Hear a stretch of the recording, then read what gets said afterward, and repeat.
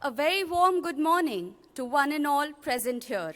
I, Raj Lakshmi, and I, Anushri, extend our heartiest welcome to the Honorable Chairman, Shri R.P. Mody ji, Chairman Management Council, Shri S.S. Bhuvania ji, members of the Board of Management, Director Dr. Venugopala Rao, Registrar Mody University, Dean Academics, Dean Administrations, Deans of all schools, EA to the Chairman, Advisor Mody University, General Managers Mody University, DGMs and AGMs of different departments, other staff members, respected faculty members, and my dear friends.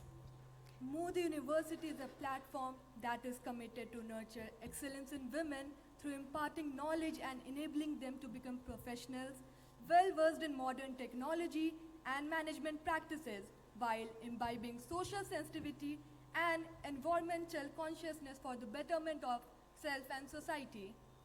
Mody University extends a very warm welcome to our esteemed guests of honor, Dr. V. Thirupuzzuha, Additional Secretary, National Disaster Management Association, Mr. N.P. Rajive, Vice Chairman, National Innovation Foundation, Mr. Chand Kaushil, Head Technology and Solutions, UNOICT, Dr. Rajiv Shaw, Chairman, UN Science and Technology Advisory Group, Dr. Ranit Chatterjee and Ms. Sukhreet from RIKA, Mr. Kiran Gadhari, Head Digital Transformations and API Banking, Mrs. Nidhi Kakkad, Manager, Digital Acceleration and Innovations, and Mr. Pravin Rajpal from Innovationext.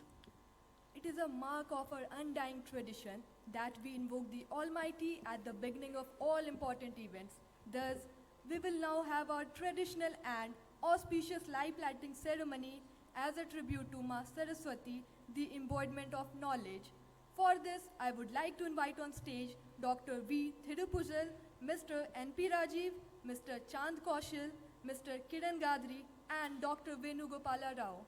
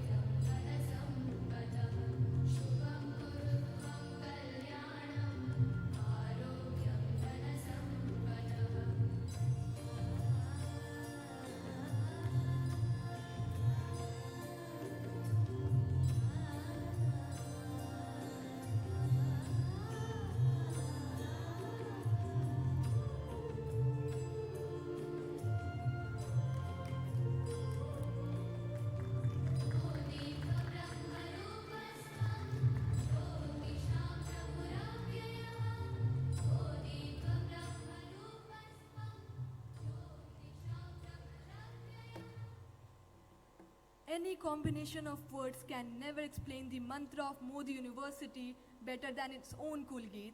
Thus, I would like to invite Team Goonj for the Kulgeet.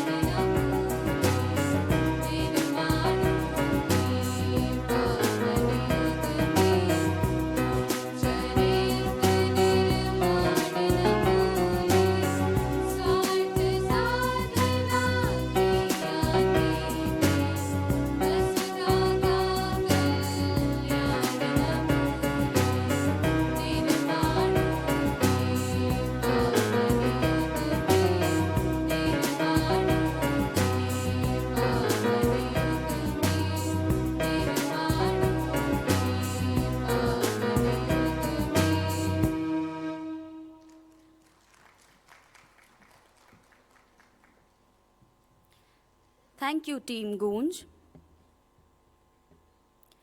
Today, on the 24th of January 2020, we have all assembled here to add another feather to our cap, as Mody University is about to inaugurate CIIE, the Center for Innovation, Incubation and Entrepreneurship, in association with corporates and industry experts.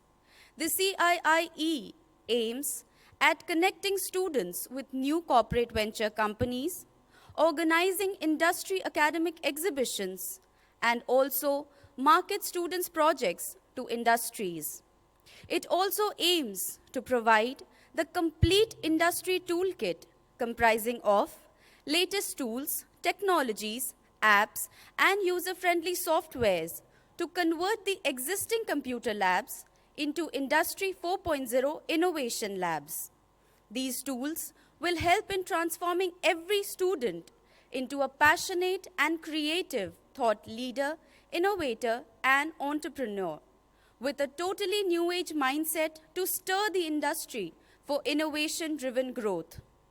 These tools help in developing holistic and future-ready industry professionals in a self-paced manner, which contributes to the economic growth of the nation. The purpose of entrepreneurship cell is threefold. It helps to bring out entrepreneurial flair in students to make them understand and develop entrepreneurial attitude and skills, and to provide them with a platform which gives them a number of innovative opportunities and wings to fly. Our university provides a brilliant infrastructure with well-equipped computer laboratory, incubation lab, conference room, ideation lab, and an office of the head of the department.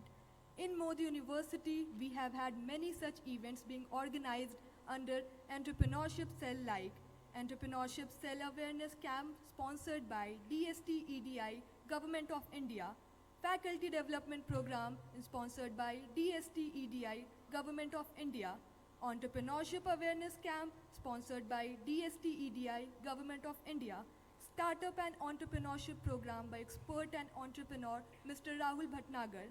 For Addl Incubation Center, a proposal of worth rupees 10 crore from Mody University was also submitted to Niti Aayog, Government of India, and R&D proposal was also sent to EDI Ahmedabad. Faculty Development Program on Industry 4.0 Innovation Lab by Mr. Pravin Rajpal from Innovationext. To throw more light on the matter at hand, we have administered some eminent speaker from the industry. The audience today is humbled by the presence of Mr. Kiran Gadhari, who is the management professional with over 15 years experience in banking. Currently, he is working with HDFC Bank as a head digital innovation and API banking, and is responsible for bringing technology-led innovation in banking. For this, he has launched various fintech partnership programs to get access to startup at a very early stage of the journey. So now, I request Mr. Kiran Gadhari to enlighten us by his kind words.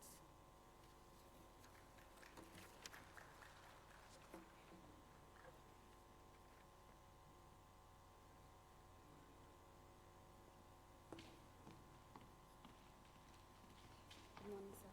So this is the point. Thank you.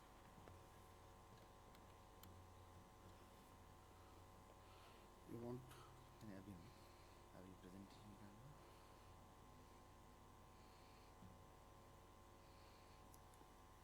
ऊपर वाले page पे चलिए।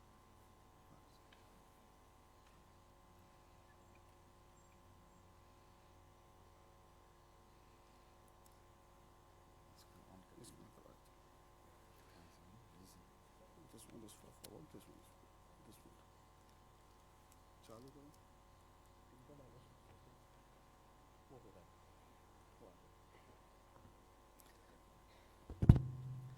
Good morning, everyone, and thank you for this opportunity to be here. The digital innovation journey which Mody University has started. We are proud to be part of this journey.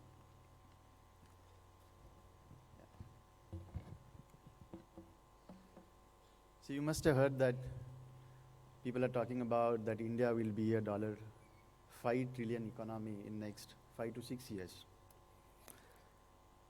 The current GDP numbers probably doesn't support that, doesn't give that confidence.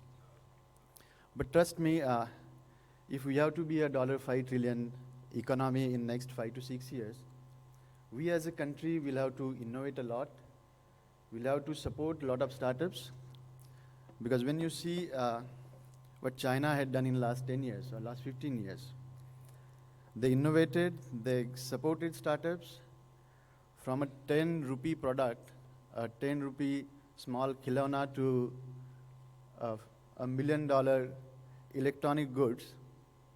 Most of these products are manufactured, supported by the government. And to innovate and to support the startup, along with government, corporates, educational institutes will have to pitch in.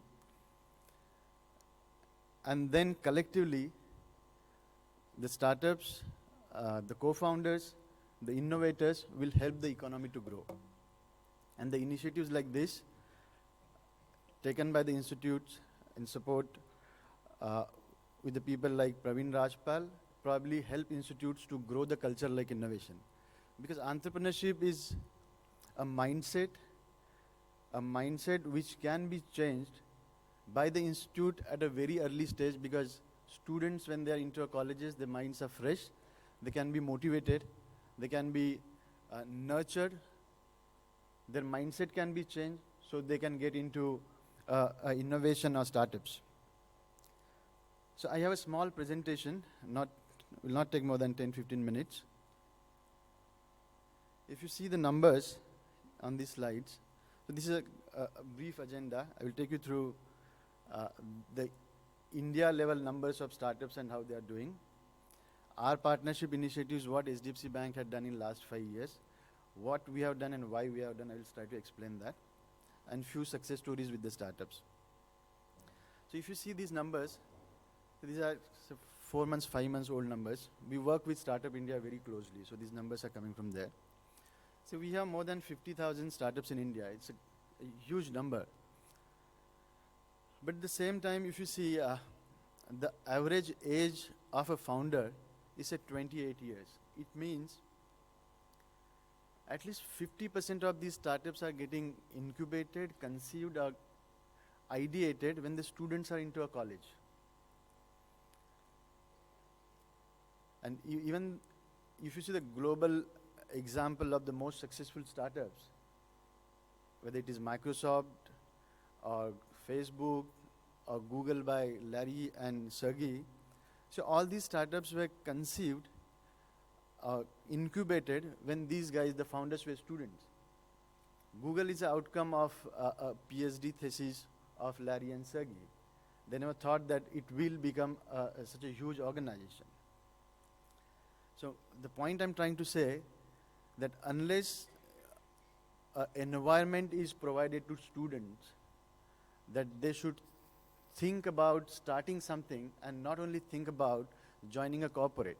Obviously, majority will think of joining a job, but if the mindset of these students is changed, a risk-taking appetite has been developed by the institute through the program like innovation centers or a corporate interaction, I think that will help. The another number which say 9% women entrepreneurs. I think this number, if you see almost all the fields, the women's are at par or probably better than men's. But here the number, at least in an Indian context, it's 9%.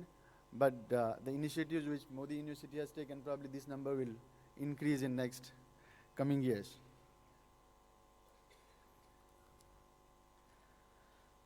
So we started 3 different initiatives to interact with the startups.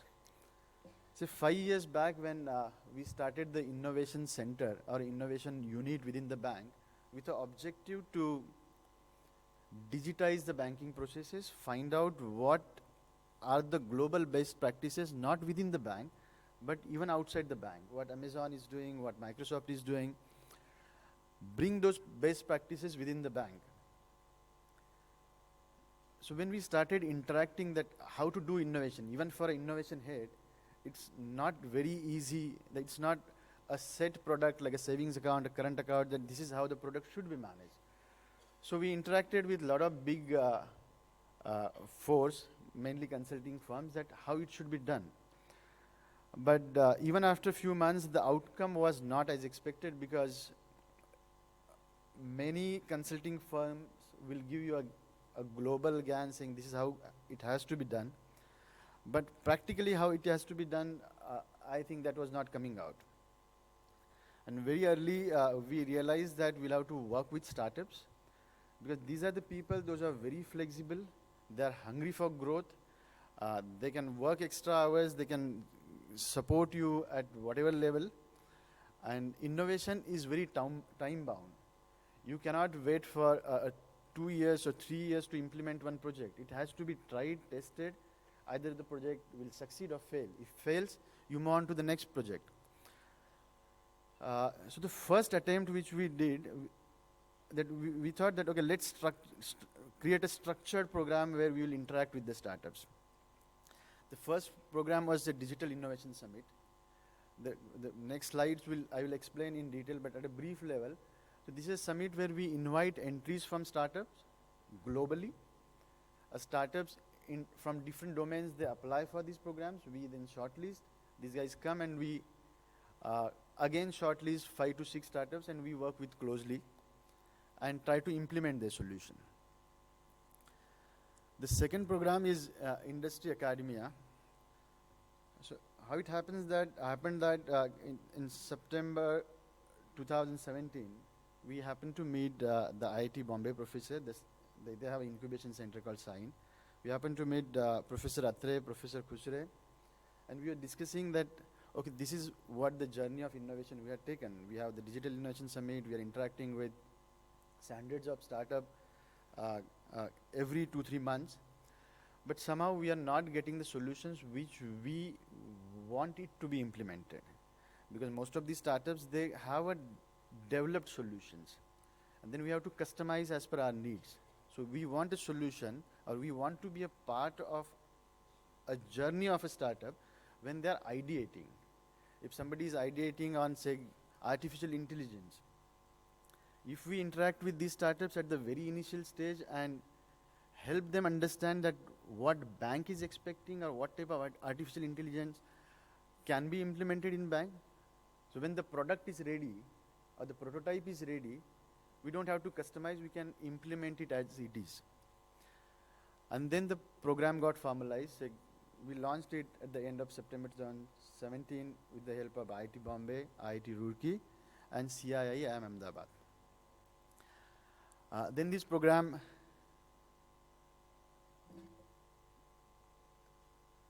reached, so today it reached to more than, say, 190 institutes. I have a small video. I don't know whether the bandwidth will support, but I will try to play it here.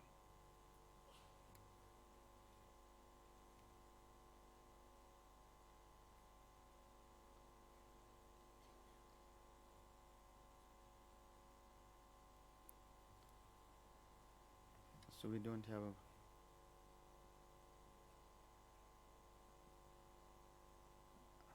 I think volume is not there. But anyway, I'll skip this.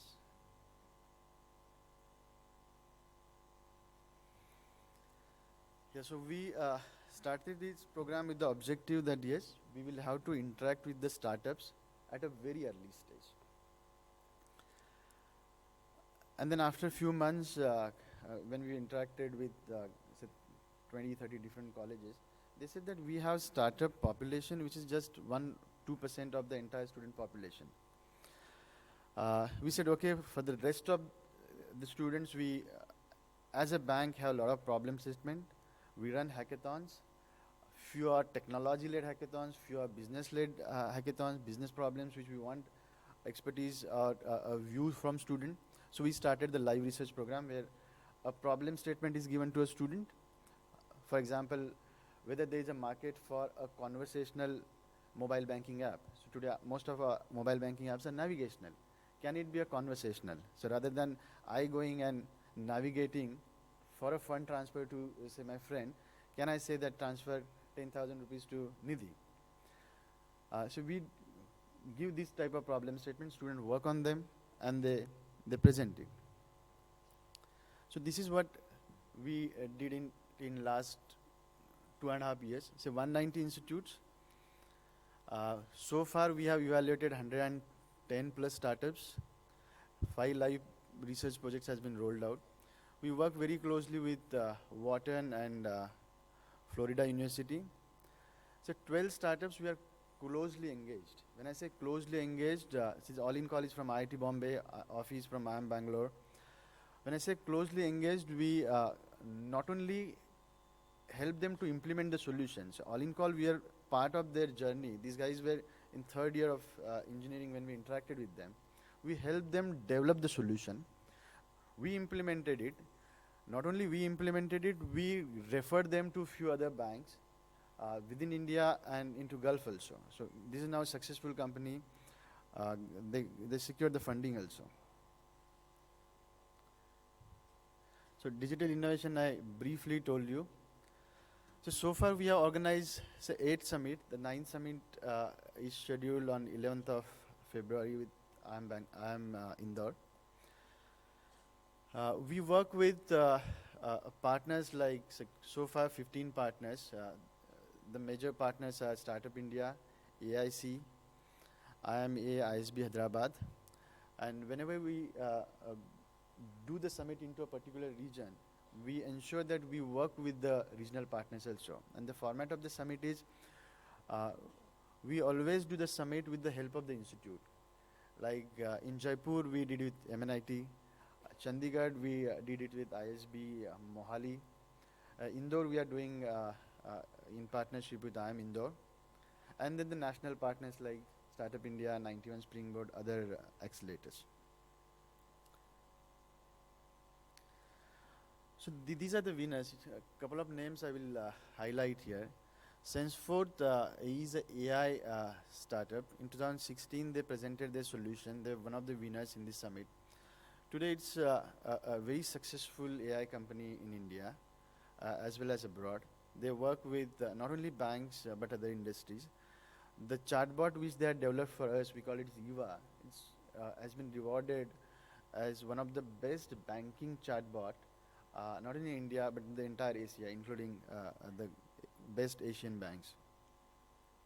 So most of the names here were the startups like Absentia. These guys were Bits Goa, 3 founders young. We worked with them. This is a VR-based company. Yeah, virtual reality. They thought that there are no implications of virtual reality in banking. We thought, okay, let's explore, because there isn't any technology which can be implemented in banking, because when people say bank, they only think about fintechs. But bank as an entity, so we are probably the largest real estate company also. We run more than 15,000 ATMs, branches, so any and every technology can be implemented. So this is one interesting program we run, Accelerator Engagement Program. So the Industry Academia as well as the Summit, we got the startups which are like early stage startups, slightly mature. When we worked with accelerators, not only Indian accelerators, but global accelerators also, we got few very good startups in the area of robotics. If you see this Ashimo Robotics, it's a Kochi-based startup. They developed human-sized robots. So we experimented with 2 robots that is it possible to have a robot into a branch and helping customers.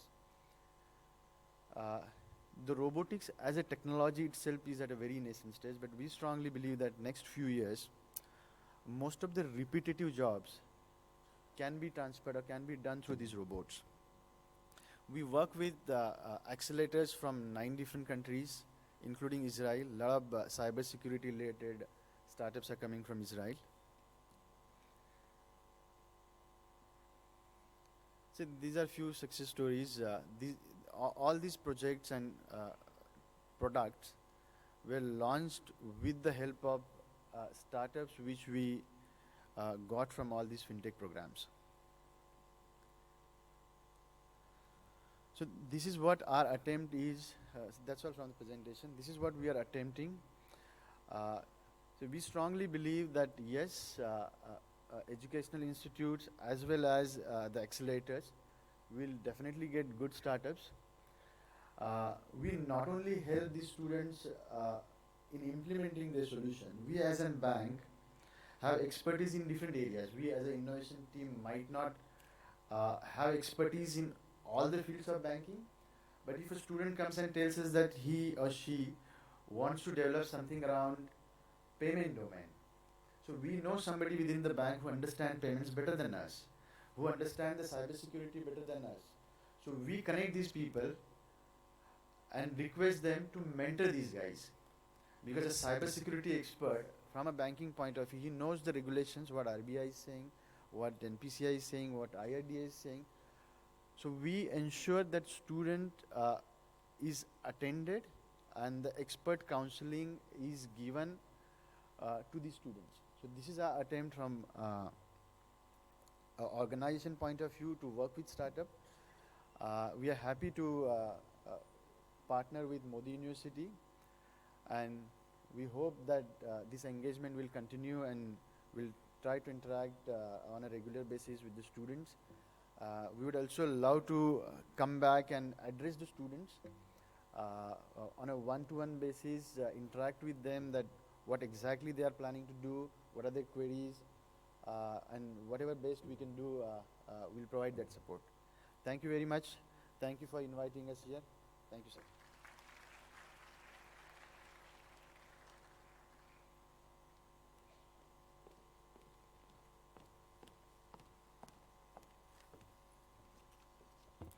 It is our privilege that today we have amidst us Mr. N.P. Rajive, who is the Vice Chairman of National Innovation Foundation under the Ministry of Science and Technology and the Director General of Vibhavani, National Consortium of Grassroots Developmental Organizations and Institutions engaged in nation building.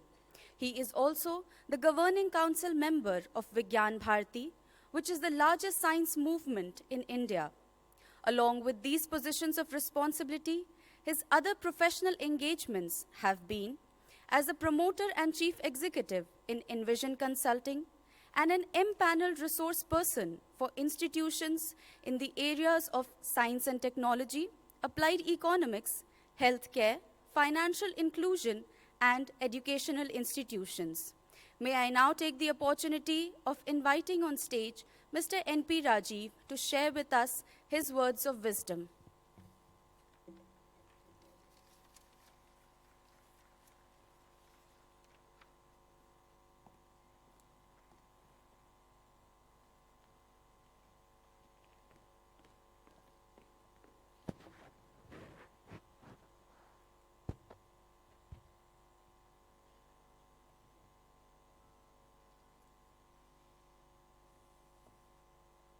Good morning to all. I am very happy to be here, and I thank the management of Mody University, especially Chairman, Dean, and other dignitaries who are leading this institution for giving an opportunity to present the organization National Innovation Foundation and giving me an opportunity to share my views on how to take this forward. So National Innovation Foundation was started in 1999, 20 years back. And we have completed our 20 years journey, and we are about to plan our strategical mandate for the next 10 years. So I am very happy that Mody University is also starting the enterprise on the innovation, incubation, and entrepreneurship.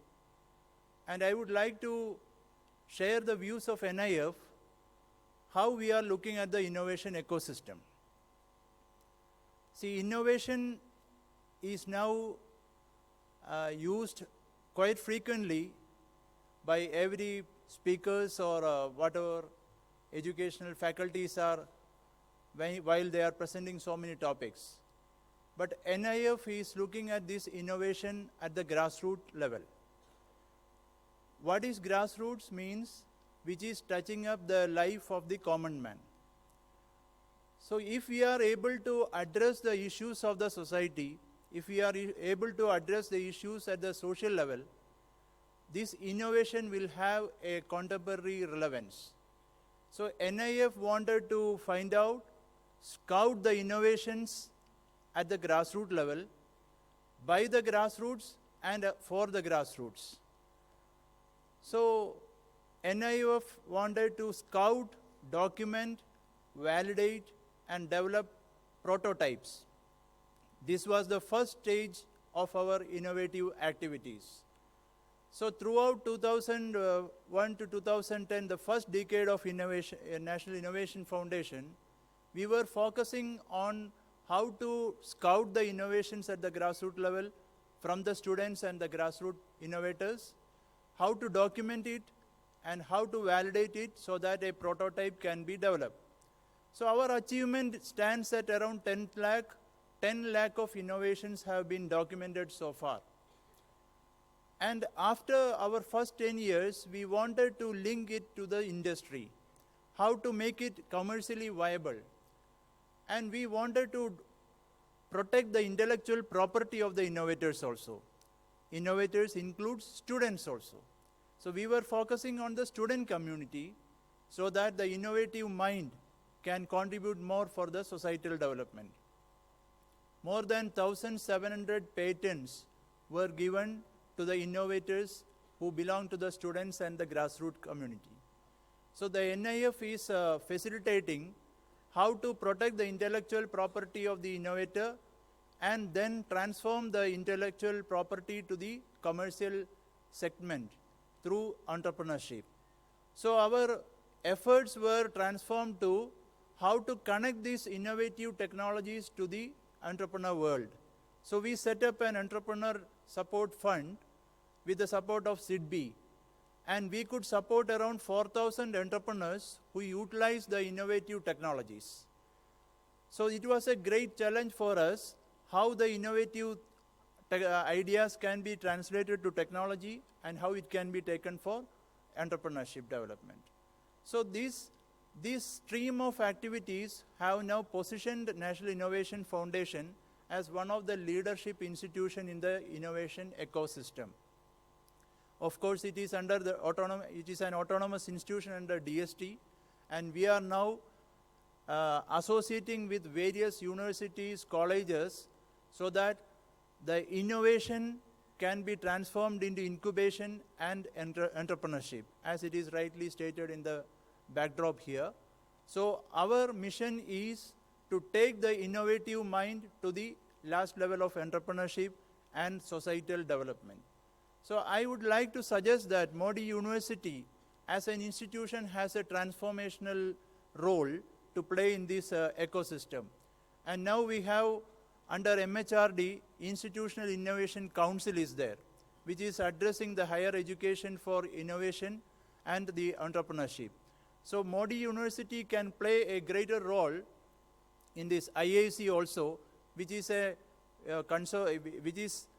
taking together all the stakeholders in the higher education, and the innovation can be utilized for the societal development. So I would suggest Mody University can play a role because this university stands in a place where a barren land is transformed into an eco-center model. So this model itself, which is imbibing the innovation climate, when I visited so many aspects of the campus, I found that the wisdom and the vision of the leadership which Mody University has is itself a model. And students who are studying in this university already is getting all this climate inside them. But how to transform it for nation building, that is very important. How technology, how the innovative mind can be utilized for the betterment of the society. It is, of course, the enterprise model is one model by which the corporates can bring up some commercial products and reach out to the masses. But I would suggest societal entrepreneurship model is also very much necessary. I just want to suggest two examples, since this is exclusively an university for girls and women. I would suggest, while I had a visit to the Gaya village of Gaya district of Bihar, the remotest village in India. When I went there, one of our associates told me, you are entering one of the most backward village in India. And I was taken to a developmental organization's activity project area, and I found 33 ladies were using smartphones. And I was surprised to see what they were doing with the smartphone. I found that they had downloaded NABARD's eShakti mobile app.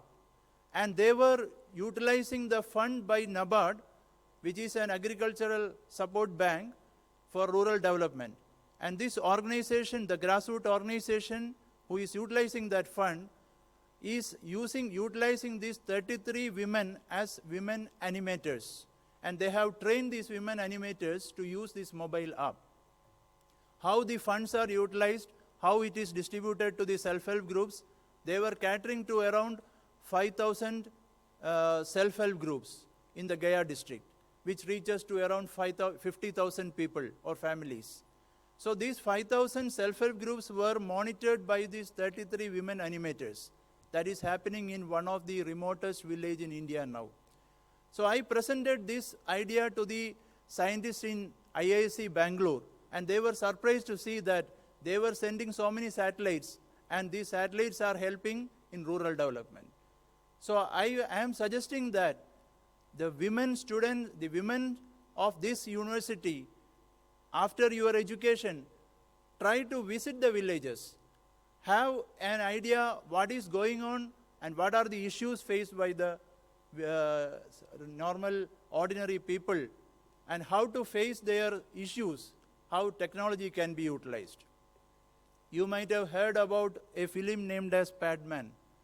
The Padman's story is one of the story of innovator, and that innovator was scouted and developed by National Innovation Foundation. And it is related to the hygiene pads used by the ladies. And one lady in Vadodara has come up with a second version of that pad making, and she has been awarded Limca Book of World Records for setting up 150 women enterprises only for manufacturing organic pads. The technology was upgraded into version 2.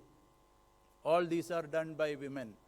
And these women are using innovative technologies. Another 12th standard student who had been serving her grandmother, who was bedridden, had developed an innovation by which there was a remote controlled that is flush system which is inducted into the bed. The toiletry is also added to the bed, who is bedridden. So that 12th standard student came up with a solution which was faced by her grandmother. So you look around, you can see a lot of social issues. Find out what can be the solution through technology. So that is what a university can do. Develop the ecosystem which is proactive to the innovation. Develop an incubation center and develop some of the entrepreneurs who can be potentially both commercial entrepreneurs as well as social entrepreneurs. So a lot of things have to be done, and such an ecocentric campus you have with 500 cows, 50 horses, peacocks roaming around, your innovative mind is always there. And I have this one of the inscriptions which is done in front of this hall by Fritjof Capra from the Tower of Physics, which I read that book in 1981, which is dealing with the cosmic energy. So integrate your mind with the cosmic energy.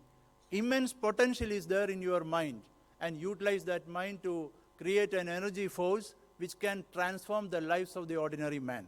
So why I am stressing on this, because if you don't attempt to solve an issue within 3 years or 5 years, that issue will become obsolete. Because the issue will get more dimension and will get out of control. Let it be sanitation, waste management, or any issue, the climate change. I'm happy that we have the head of the disaster management department here, which is the disaster means the natural disaster or the human disaster. It has to be managed and controlled. So lot of technologies, lot of innovative technologies can come up from campuses. And students are the best people to address these issues. And when our Prime Minister is talking about New India, always India has to be one of the pioneering country in the world which can take the world to a better place to live in. And as Fritjof Capra, the author of Tower of Physics, said, the world has only one future, that is an ecocentric world. So let us look forward for an ecocentric world and how this innovation can be utilized, that can be done jointly through NIF, IISc, and lot of stakeholders are there. So many international institutions are representing in this platform. UN is also very active on that. So let us work together. So sam gachatvam, sam vadatvam, samvo manamsi janadam. Let us come together, think together, work together. That is the only message I want to give. Thank you.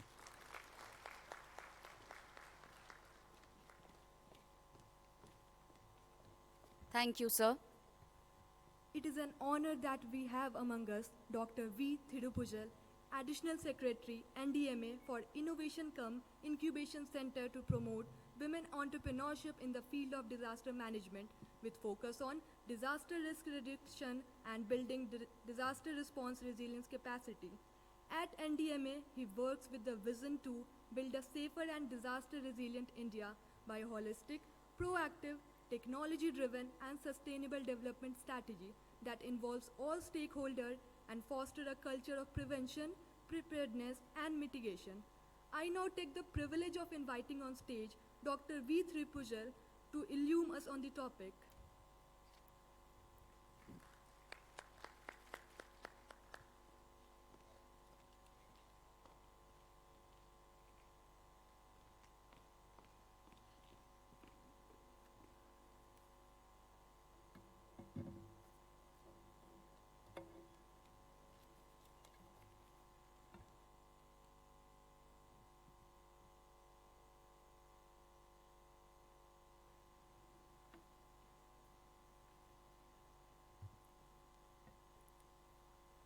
Women are more strong, more resilient, and more capable than men. All men know this, particularly married men certainly know this. In my experience of over 25 years in the field of disaster management, I have seen that in the aftermath of catastrophic disasters, if there is one single man and his entire family is wiped out, he will become depressed, he would become an addict, he will not be able to manage his life or his family. At the same time, I have seen that those who are rendered as widows or single women in the aftermath of disasters, they have been able to manage not only their lives, their families, and they have played an active role in the society. But disaster management literature describes women as highly vulnerable because in most of the disasters, more number of women and children die when compared with men. It is not because women are vulnerable physiologically or psychologically. They are stronger than men, both physiologically and psychologically. These are proven scientific facts, but they are more socially vulnerable, which means it is the structure of the society which makes women vulnerable. Many in the rural areas don't have access to education, health services, they don't have economic independence, they don't have income, and thus they are rendered vulnerable. If we really want to empower women, we should provide them education, health, and opportunities. All our policies, disaster management policies, and our disaster management plans talk about reducing vulnerability of women. particularly in the aftermath of disasters, not only government, many different agencies which come together to work for post-disaster reconstruction look at implementing special programs for women. First, it happened in Gujarat. In the aftermath of Gujarat earthquake, the houses constructed were registered in the joint names of husband and wife. And subsequently, in all other reconstruction programs, this was adopted. In Gujarat, a special program for livelihood of women was launched in the aftermath of Gujarat earthquake, and many other reconstruction programs in India adapted the same method. Now, almost in all reconstruction programs implemented in India, houses are registered in the name of men and women, and also special economic programs are run for women. But the issue is, these are all given in the form of more or less handouts, and they are not real empowerment. Women do not want handouts. They don't want to be treated differently. Even positive discrimination they don't want. What they want is to be treated at par, and what they want is really opportunities. Sendai framework for disaster risk reduction tries to bring about a paradigm shift in our approach towards empowering women. It not only talks about reducing the vulnerability of women, it talks about promoting women as leaders in the field of disaster management. The 10-point agenda of Honorable Prime Minister also talks about making women as leaders in the field of disaster management. Leaders are not born. There may be rare exceptions, but leadership is a skill which has to be cultivated, which can be taught, and which can be learnt. So what we need is to identify women with capabilities, to nurture them, train them, build their capacity. So leadership is capacity plus opportunity. We have been having this self-help group approach for empowering women for a long time. More than 20 years we have been talking about women self-help groups. Even much before that, I tried this approach in the district where I was district development officer and district collector. I was district collector in a tribal district called Sabarkata. I taught the rural women, uneducated, illiterate, tribal women to come together and form self-help groups, and they started making masala. I bought them expensive machines, not only for making the masala, but for packing them also, because they have to compete with companies like Ramdev in the market. And we gave a very good attractive name. Branding was also done. Sabar Dairy. Since it is from Sabarkata, we called it Sabar Masala. As district collector, I took the bold step of purchasing the masala products exclusively from this group, not going for a tender procedure. Lot of people in the district, people who have been supplying earlier, merchants, traders, were objecting. How do you give it? You should follow a tender procedure. I said, we have to nurture this group, we have to support this group.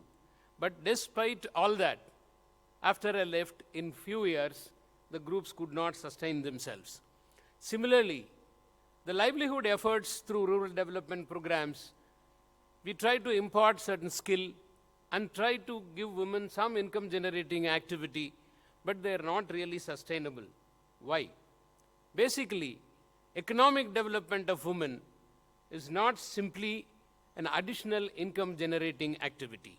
It should go beyond that. We are not providing linkages. Women have to compete with huge companies. They can't advertise. They don't have supply chain and logistics system. So we have to try a different model, linking them with industries. I think that is the approach which is being tried here. The question here is, how are we going to provide opportunities for women?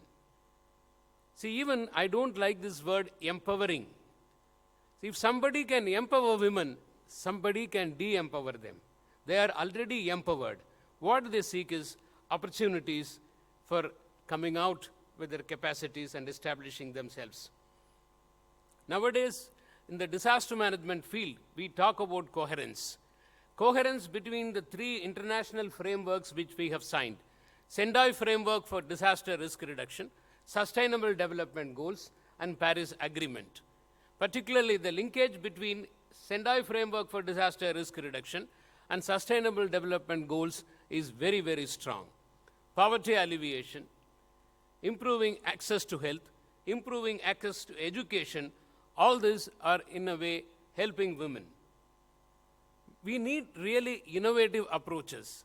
The past approaches have not been very successful. When I say innovative approaches, it is not simply product innovation. The issue here is, particularly in the disaster management field, we need to have process innovation. We have to identify women. We should identify the specific roles they can play for disaster mitigation, prevention, for preparedness, and for response, and build capacities in those specific roles. Our state disaster management plans and district disaster management plans should identify the roles of women very clearly. To provide innovative solutions, simply thinking about a new idea is not enough. We have to nurture these ideas. These ideas should mature and they should become implementable ideas. Hence, the need for a center like this, an incubation center.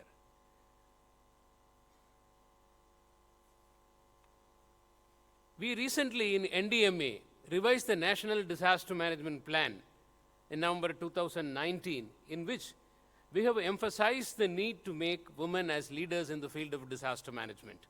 We have also identified the roles of different stakeholders for this purpose. A special chapter has been dedicated in the plan for the first time, perhaps in the plan of any country, for the first time, exclusively for inclusion, social inclusion, which talks about women, children, sexual minorities, transgenders, people with disabilities, scheduled castes, and scheduled tribes. In achieving this national mission, 10-point agenda of the Prime Minister, and the Sendai Framework goals, educational institutions have a very big role to play. We need to change the way we prepare for disasters. We need to think about in a different way. Somebody mentioned about natural and man-made disasters here. I want to emphasize that there is nothing like a natural disaster. All disasters are man-made only. There are natural hazards. It is human beings who convert natural hazards into disasters.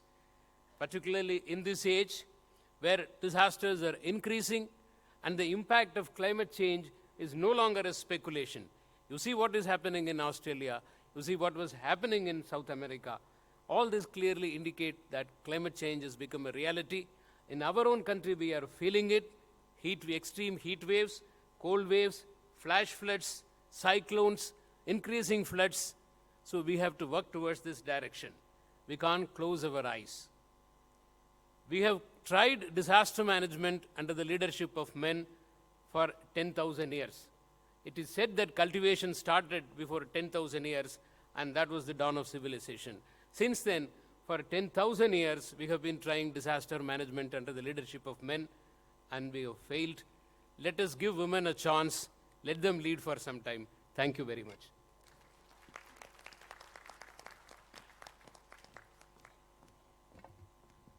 Thank you, sir. We are also humbled by the presence of Dr. Rajiv Shaw, the chair of United Nations Science and Technology Advisory Group for Disaster Risk Reduction.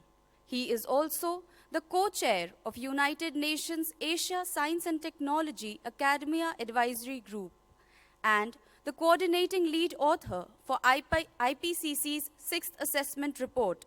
He has to his name 46 books, 19 edited volumes, 134 referred journal pages, 256 book chapters, and 166 national and international conference presentations.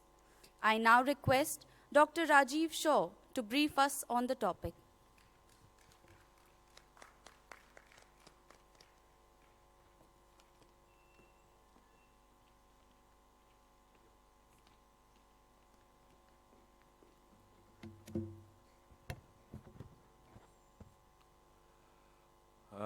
A very good morning to all of you.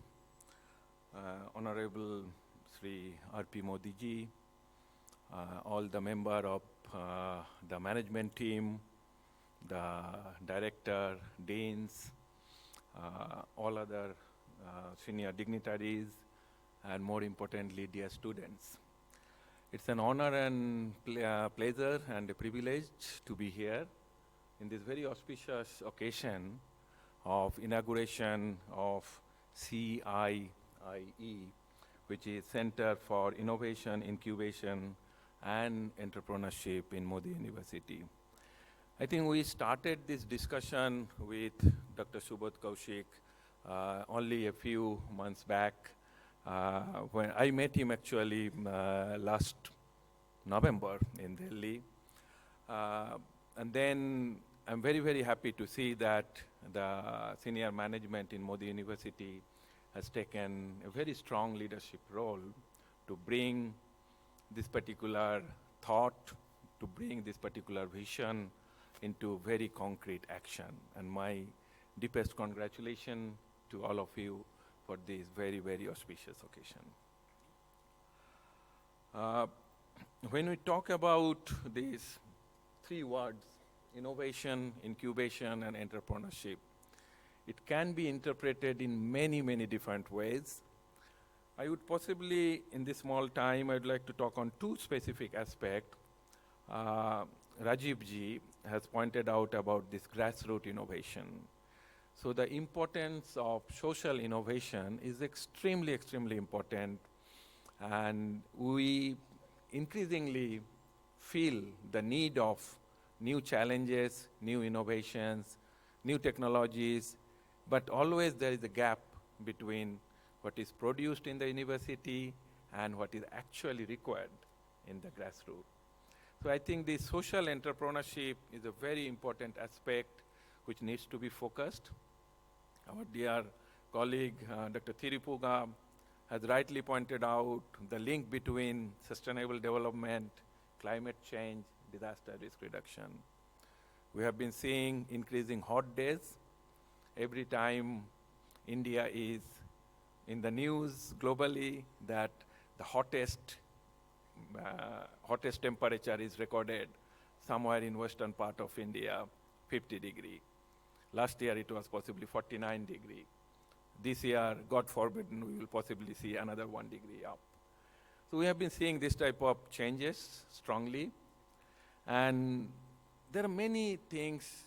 It's not just 1 degree which matters, but when you have this 1 degree difference, the impacts on human health, the impact on habitat, the impact on biodiversity, it sometimes becomes very, very deep-rooted.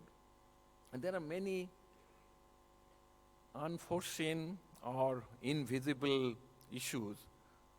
And one of the key issues of the human health, more importantly, the women's health in the rural area. So how we actually look at those issues in a more entrepreneurship perspective, I think we are coming to that age in a more challenging issues.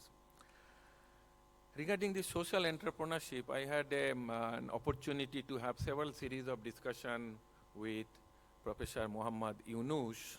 If you know him, that he is the person who started this Grameen Bank in Bangladesh, and he got this Nobel Prize in, I guess, 1998 or 1999. He told that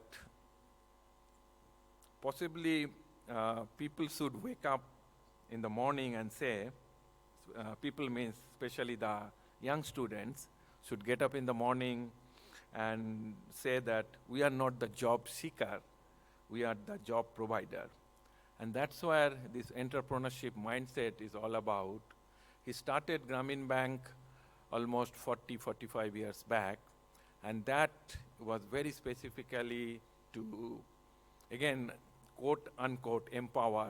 Thiru also pointed out this word that empower is possibly not the right word to use, the rural women in Bangladesh. And that particular issue became the example which he gave as a district collector in Sabarkantha district, that after he left, it was not continued. So the most important thing is that how this type of entrepreneurship issues can be turned into a movement. So it's not just one project, It's not just one time-bound action plan, but it needs to be part of a movement, and that movement possibly can be generated very strongly from the academic institution.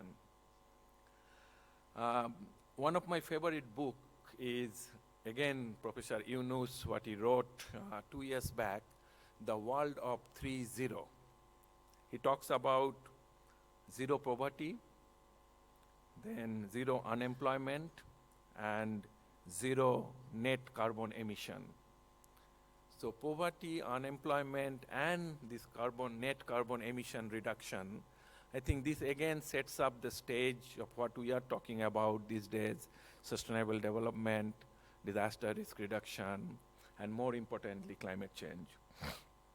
So I think the incubation center, which is inaugurated today, it has a very strong vision, and there are immense opportunities to go into in future. Let me talk a little bit about the work which we do in my university, which is Keio University in Japan. Keio University was established in 1858, so almost 162 years back, by a gentleman called Yukiichi Fukuzawa. That time, back in 1858, he was the very rare Japanese, or possibly the only one Japanese, who has seen the European education as well as American education.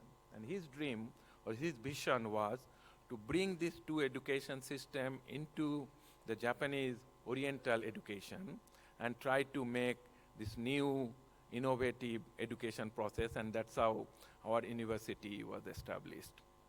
In Japan, we say that Tokyo University produced the largest number of prime ministers. Kyoto University, where I was earlier, my colleague Ranit Chatterjee is there. Kyoto University has produced largest number of Nobel laureates. Now we have 10 Nobel laureates in Kyoto University.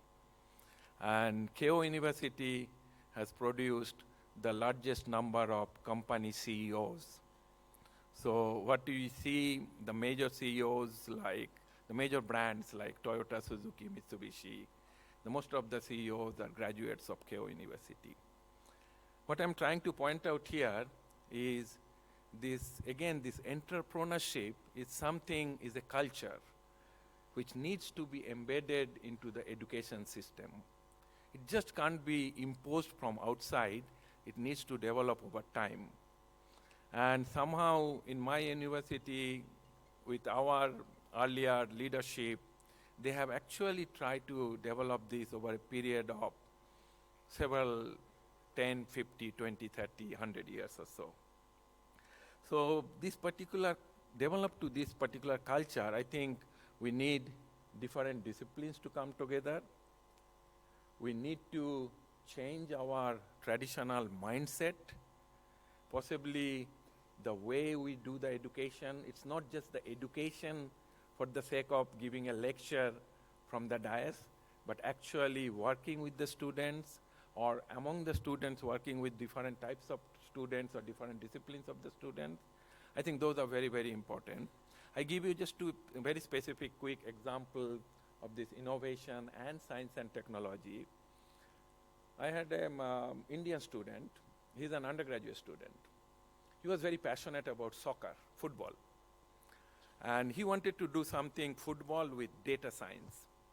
So what he started, that he tried to analyze the Japan League. We have the J League, which is the largest league, soccer league in Japan. So he tried to analyze the J League football matches. And you know that when we have this number 10 jersey player who are the leaders of that particular team, their prices, they are the top leaders, so their prices like the Messi and so on. So their prices are set up by their charisma and of course their whole performance and all these things. But there are many other team members in the whole soccer team. How you set up the prices of them, their annual price?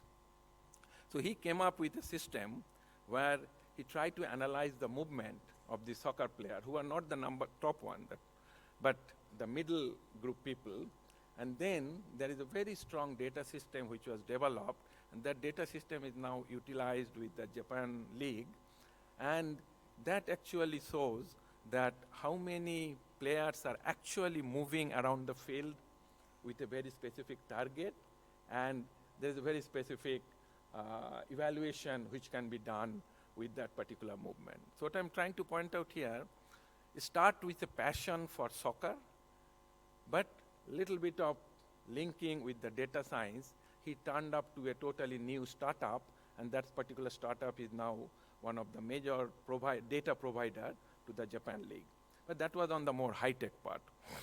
I had another student who is very much interested. She is a female student, and she was the Miss World Japan of 2015.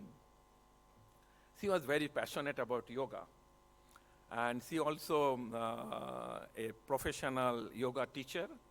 And Yoga Association of Japan, this is the only yoga association outside India which is accredited to Ministry of Ayush, like they can give the certification of yoga. And her research is yoga and sustainable development goal.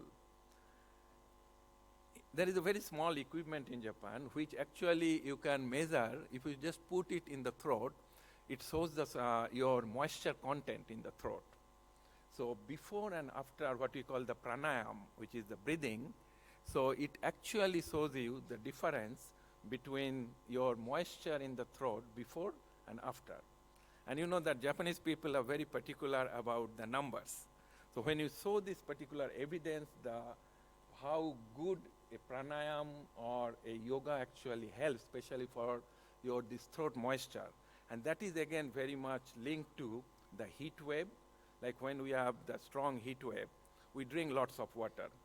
But then this particular water actually dissipated in different parts of the body. And sometimes we often say like we are thirsty, and that sensation comes from this particular throat. So her research is trying to understand this yoga, this heat wave as a part of the climate change, then also urbanization. So we are trying to do this in India, in 3 different Indian cities, in 3 different climatic conditions, and see that how this long travel of people in the bus or sometimes in the metro or in a congested area in a very heat in the middle of the day, how it actually change your moisture contents and how yoga can be effective for that. So I won't take much time. So these are some of the examples, and there are many, plenty of examples. You, especially who are sitting in the back, our students, you have lots of idea. It just need to be nurtured in a way, and possibly this particular incubation center will be the core for nurturing this particular incubation. And I'm very happy to announce that in our university, in Keio University, that I still have 5 minutes. I thought that I have already talked for 7-8 minutes. So I was thinking of wrapping up in next 2 minutes. That in Keio University, we recently established the India-Japan Laboratory. And this is actually the first time of its kind in a Japanese university, where we will be doing lots of collaboration with different Indian universities. We have 3 major pillars of this laboratory. One is more on the environment, climate change, disaster, sustainable development. The another one is more on the data science, then emerging technologies, artificial intelligences, and so on. And the third one is more on the art, music, yoga, culture, language, and so on. So with that particular laboratory, I am the new director or the founding director of that particular laboratory. But still we are starting new, and I found that this innovation center is also starting new. We also have our new startup, which is a social entrepreneurship startup, which is RIKA, Resilience and Innovation Knowledge Academy. My colleague Ranit Chatterjee is here. So from RIKA as well as from the India-Japan Laboratory of Keio University, I convey my strong support to this particular initiative which you have taken, and I very much look forward to working with many of you, and mainly to learn from you, to our students. And learning with the students is always a fascinating thing, and I always do that in my university, and I'm very much looking forward to learn from you. Thank you very much.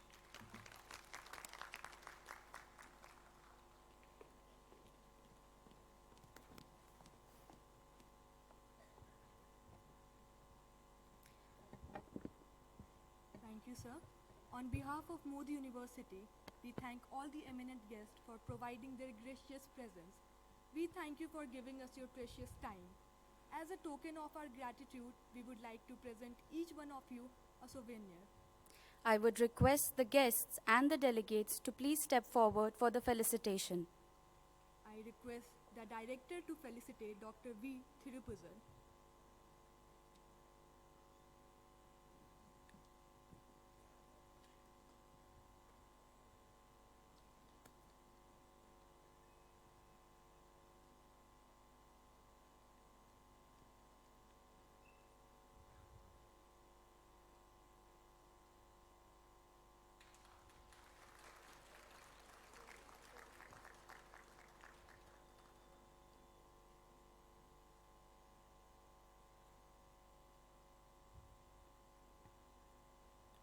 I now request Dean Academics to felicitate Mr. N.P. Rajive.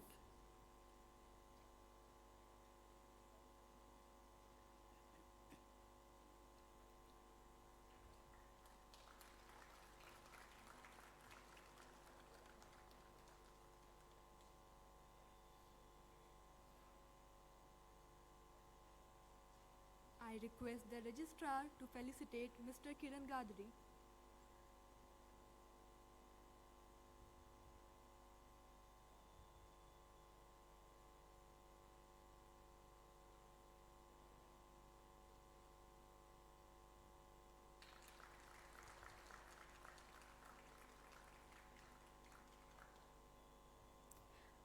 I request Dean School of Design to felicitate Mrs. Nidhi Kakkad.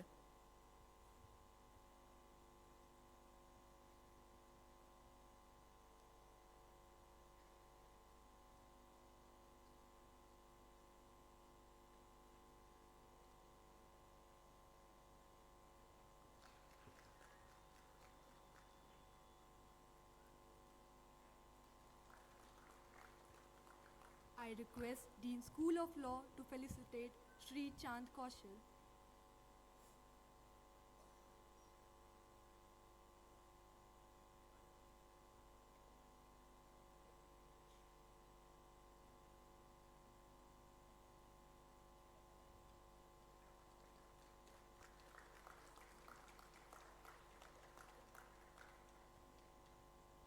I request Dean School of Business to felicitate Dr. Rajiv Shaw.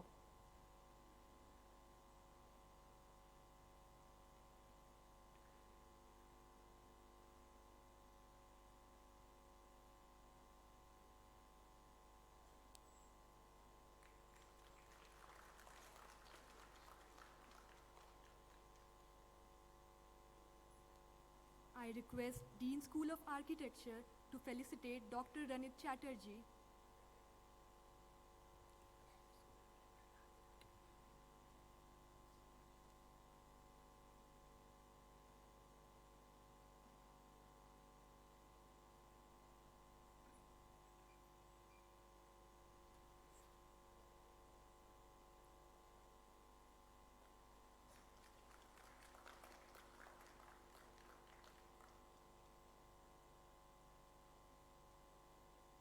I request Dean School of Liberal Arts and Sciences to felicitate Mr. Pravin Rajpal.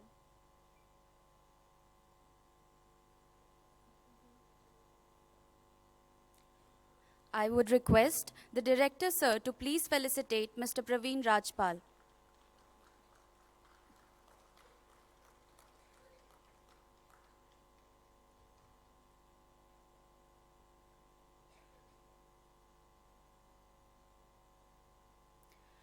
We would also like to thank all the dignitaries, faculties, and other staff members of Mody University for this wonderful initiative. And last, but certainly not the least, we thank all the audience members for patiently listening through the event. I hope that it was an enriching experience for you. A journey of 1,000 miles begins with a single step. Today, we have taken that one step. We wish that we have a beautiful journey ahead. With this ray of hope, we take your leave. Thank you, everyone. Hope you have a great day. all the guests and delegates are please requested to reach ABB building.